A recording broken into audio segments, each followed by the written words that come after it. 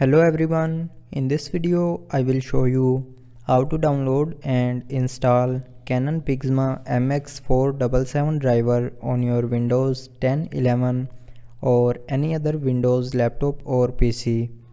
So follow every single step as I am showing you in this video.